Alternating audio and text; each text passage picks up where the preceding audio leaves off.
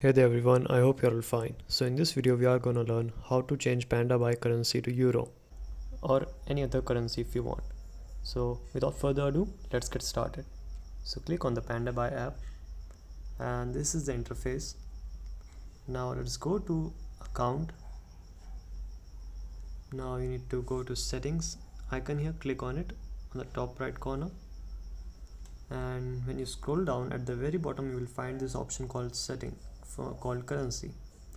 So as you can see, it has various currencies: US dollars, the pound, the euro.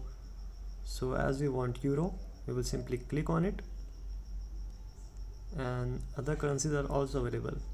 So we will choose euro right now and click on confirm. And now we will check the home page and see, and there you go, the currency has been changed to euro. So that's it for today guys. Hope you found the video helpful. See you soon. Have a good day.